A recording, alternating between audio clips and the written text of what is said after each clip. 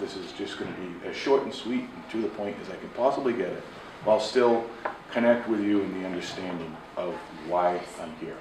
Okay? So, my name is Anthony Days.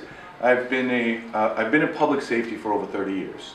And I made a personal choice at about 5 years in the profession to stay in a small town.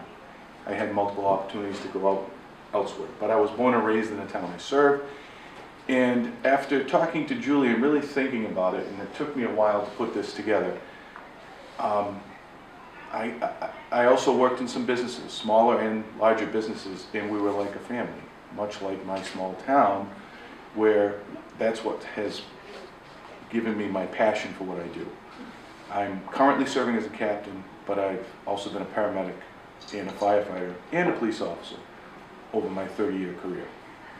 And early on, about the 5-year mark, I realized that we can not only make a difference as EMTs, but as paramedics with electroshock therapy to bring back a heart that's dying. And it was with someone who I knew very personally. And unfortunately, when you live in a small community and you serve at my capacity, you do end up having to, unfortunately, say goodbye to people you've known all your life and have a hand in trying to save them. And sometimes you get those little victories. But as time has progressed and technology has progressed, I've been blessed to see some little victories that I can walk away very passionate about and say, I gotta do more of this. So over the past 25 years of my career, I've been teaching CPR in the community I serve all the time. Right now, basically, I'm in a rotation where I have every service or every department in our town gets CPR and AED training.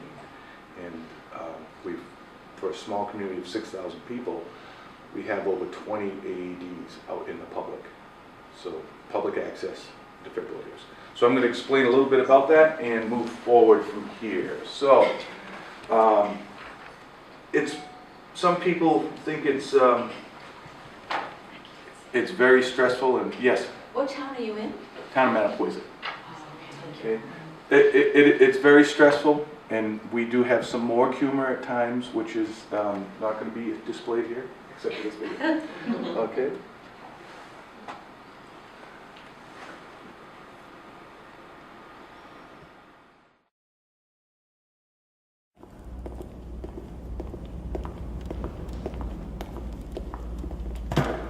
My name is Vinny Jones, and I'm going to teach you a lesson you'll never forget. There are times in life when being tough comes in handy. Say some geezer collapses in front of you. What do? We need a volunteer that ain't breathing. Here's one I made earlier.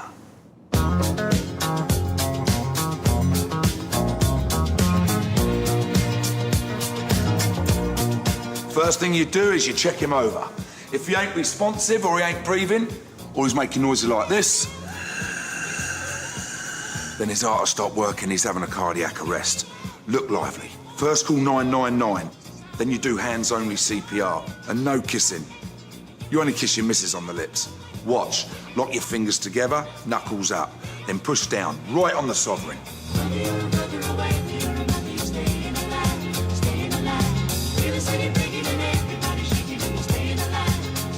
Push down 5 or 6 centimetres. That's about 2 inches in old money.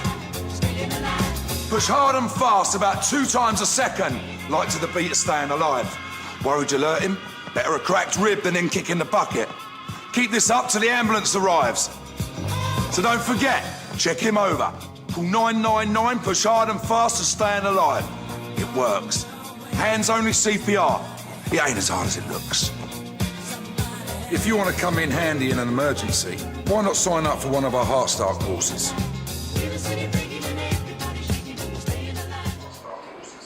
In mind, can you picture some of your employees grasping that concept? Okay, that's all it takes, and you can make the difference between someone surviving sudden cardiac arrest or actually coming home and being with their family again. Okay, just by that simple video. And in Britain, they have this thing called Ive Been Vinny, and that's why I latched onto this, because if you ever want to get choked up, you watch this video.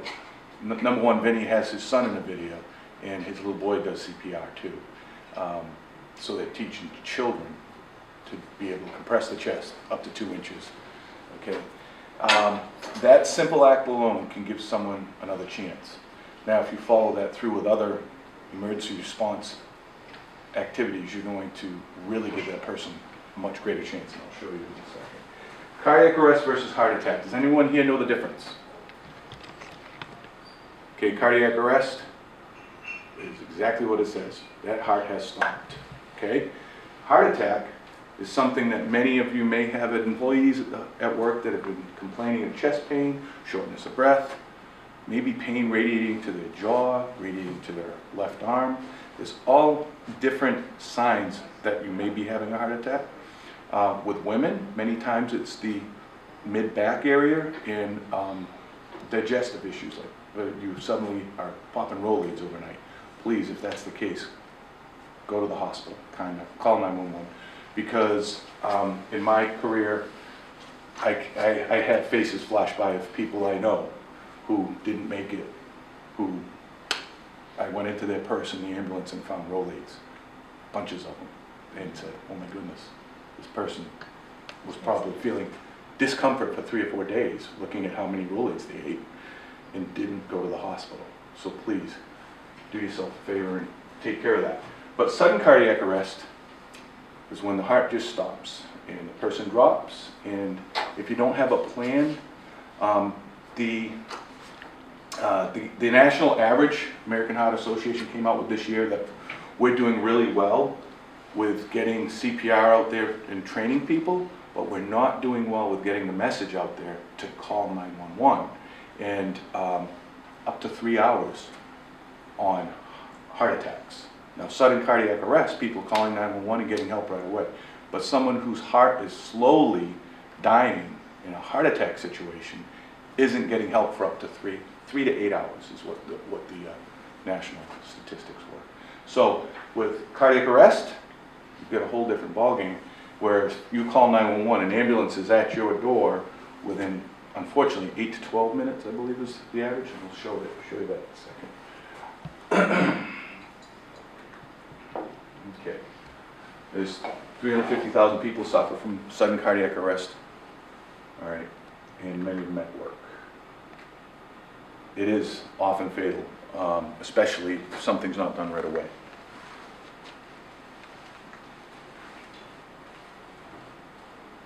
Okay, you see some people that may have had a heart attack and they're walking around with oxygen for the rest of their life and can't do much physically. With a cardiac arrest, that happens immediately if something's not done right away. Within 4 to 6 minutes, you're damaging your heart, or your brain actually, brain tissue. 8 to 10 minutes is a statistic that somewhat shocked me, but that is for paramedics. You do get a response, hopefully, from other personnel before that, and in reality, in our town, we're well under that. Because of the way our community is laid out, our response time is much, much lower. We're more in the under 4-minute range for a response.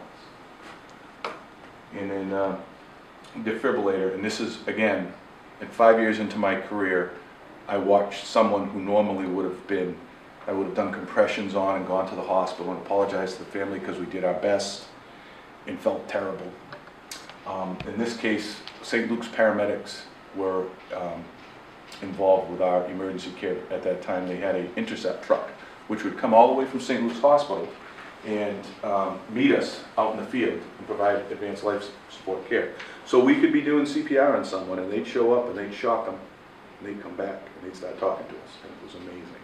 So it does happen that way sometimes. It's not like in the movies, but it does sometimes. You get that lucky. Okay, so fortunately, this person survived, and that experience just got me hooked on being a paramedic. I wanted to do that. So here's an AED program within your business. If you have AEDs, you can have an AED on the wall, but if no one's comfortable working it, and I'll give you a perfect story of that, it's pretty much useless if people aren't going to use it. okay? So comprehensive AED programs, the rescuers achieve survival rates of nearly 40% in cardiac arrest victims. My nephew had just been trained as a firefighter, and he works for a local company, and he was at another company up in Quincy, and a gentleman had collapsed of sudden cardiac arrest, and the AED was on him, but everybody was standing around because they didn't know what to do next. No one had turned the AED on because they didn't know what to do next. They were waiting for the AED to tell them what to do. My nephew took over. The gentleman was saved after a few shocks and went home to his family, I believe, after a couple weeks in a cardiac unit. So it does work. Doesn't work every time. For the Phillips people, I apologize. This is the one that we use. My goal. My Phillips. This is the AED that we use, and I recommend for our service, our community, only because then we can just plug right in with our own units. But there are so many brands out there now, and they're all competitive with performance and price, and they all pretty much follow the same voice algorithm to lead you through cardiac arrest. They come with little cartoons, little instructions, so that when you're under stress, you can actually follow them pretty quick. This one actually does have a voice prompt with visuals. This has always been an amazing statistical chart. The data is a little bit old, but chances of survival in cardiac arrest. This is a ventricular fibrillation cardiac arrest. This is when the heart stops and is quivering and can't get an organized beat together. You end up with basic chances of survival in the most ideal situations is 90% after 1 minute. Okay, and then after that it just decreases that quickly. So you can imagine if your ambulance isn't getting there for 8 to 10 minutes, someone has to do something, okay? And for me, that's why now I look back and I go, wow, I really feel like we could have given that person everything we could have possibly given, everything like a family member. And I can look the family in the eye and feel good about it. Even if they didn't make it, I know we did everything we possibly could for them. And that's important to me. Okay, this statistic was interesting as far as, again, ventricular fibrillation. The saves were as high as 49% to 74%. Okay, I shouldn't have put this in blue, it doesn't show up as well, but AEDs are used within the first minute. It was, again, another case where 90% was a potential save ratio, okay? American Heart Association training. It's also the Red Cross, and Heart Saver AED training in American Heart Association is about 2.5 hours when I teach it, because my wife says I talk too much. And it's 2 hours for most, so you can do Heart Saver AED training in 2 hours. I think for what you get when the situation in your workplace goes bad, it's priceless, because you can tell the family of that employee you did everything you can for them.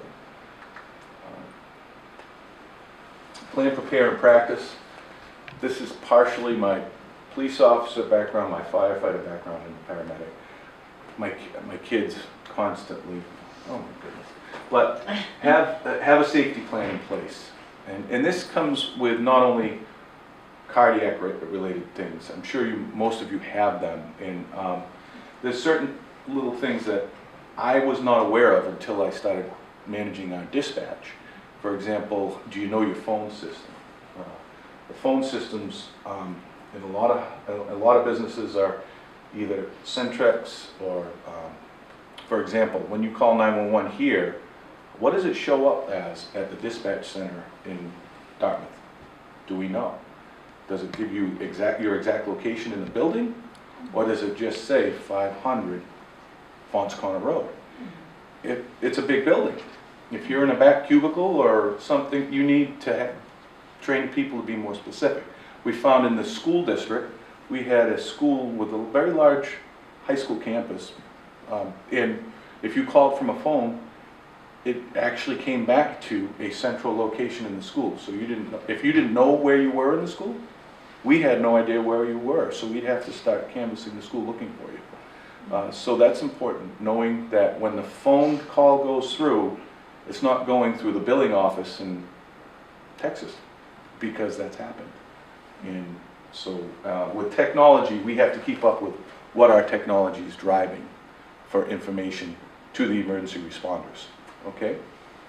And then know your staff. Who's going to be the person that'll be a leader in an emergency, and maybe that's the person you get trained in this, okay?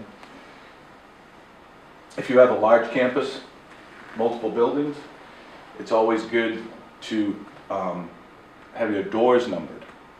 For example, if you're in a building similar to this, or say this building was twice the size, with the amount of equipment that emergency responders are going to be bringing in, if the doors only open from the inside out because they're fire doors, if you had a little number on the bottom of the door on the inside and the outside, and you're right there at a cubicle near door 6, you tell the responders, I'm at door 6, building 500 Fox Corner Road, the responders will know to set up outside door 6, and someone will open the door for them. But then, there comes the planning, you're going to have somebody open the door. Okay? So it's very helpful for us when we have a specific location, because we're carrying a lot of equipment. And time. It's so important. The time is everything.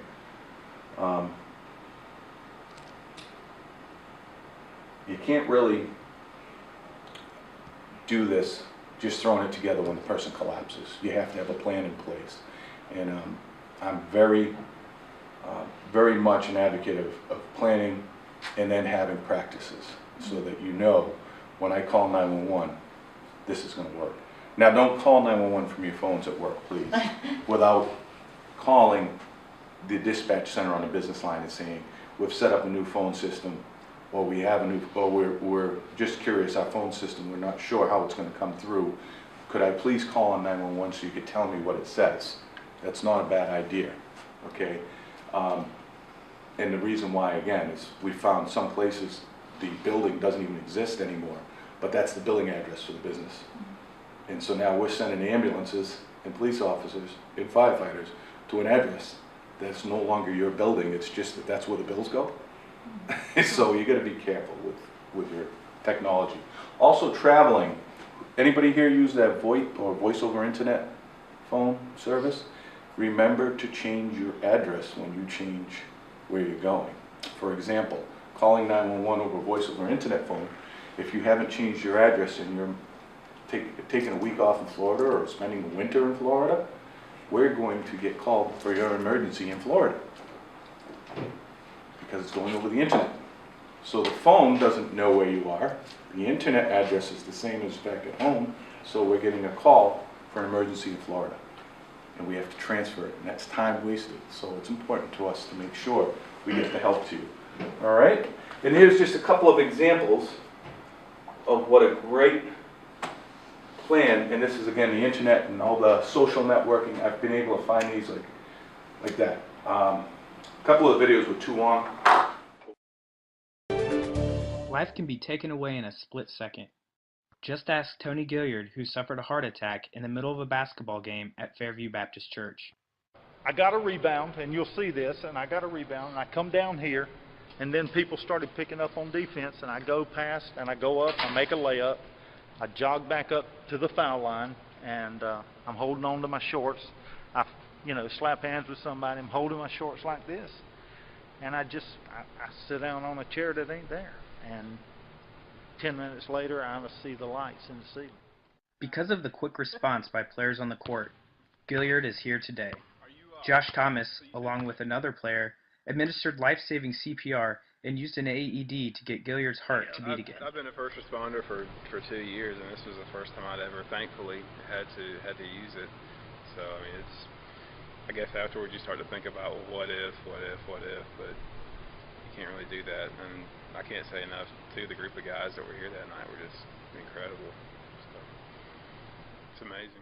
Rita Gilliard, Tony's wife, thinks this all happened for a reason and wants to spread the word about life-saving AED. It's hard to see your husband die on the basketball court, but knowing the outcome, it's a relief to know what the defibrillator, it So you worked. think right It there, worked. I'm saying, But to watch him, and that's the reason I told my eyes are her starting to look today, around. So I don't watching your remember husband a down the whole lot basketball about court, it. it makes you want to get the word out. One caught my eye because you can imagine that being, in my situation, with someone I knew and who I had grown up with, that same thing happened, and then I could do nothing but CPR. I couldn't bring an AED in. AEDs were just being brought out into the public. It was so far, it was like Star Trek, it was so far advanced that we didn't have AEDs. And St. Luke's paramedic shocked this lady after I'd been doing compressions on her. And she, next thing you know, she said, "Don't do that again, that hurt." And I was, "You're back," you know. It was a wonderful experience. And it, like I say, it just sparked that passion 25 years ago. And I said, I'm going to be teaching this for the rest of my life. So, and this one, I think,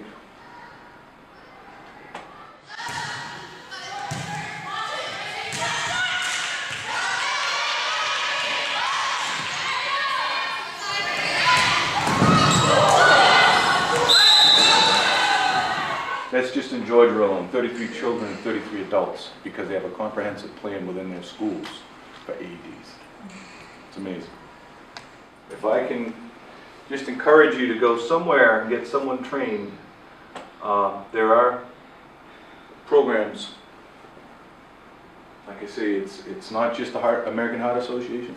You have the Red Cross, and there are a lot of companies out there that teach it. So, you know, I personally have been teaching it for the public in my community for years, and I'm just now starting to branch out a little bit, but I haven't done a lot of work outside of my community. That's usually, if it has been, it's been for a church group that needed it locally, and my wife and I would do it for free. You know, it's just one of those things to do, to get the word out there and help people, because that's how passionate we are about it. But now it's become more like, okay, there's a need for this, that people need to know how important it is and how well you can affect someone's life just by having an AED and a plan for it, okay? So even if you just go out and you contact your local vendor for an AED, that's a step forward. Because I'm sure there are people within your businesses that are CPR certified. So if that's the case, you know, that's just a huge step forward in being proactive about your safety and the safety of your employees. So. Anthony, can you just explain the difference between the training that we would, let's say, offer or provide to our employees for your certification versus the full 9 yards type of thing? Because my husband was in public safety, so he's got a whole different CPR training, and we're not talking about that. Right, that's the great part about the 2-hour program.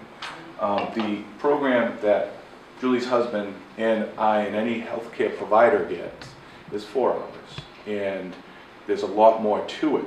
What they're basically teaching, or what I teach to the public and to anybody who's not an emergency responder, for example, our shellfish officers, our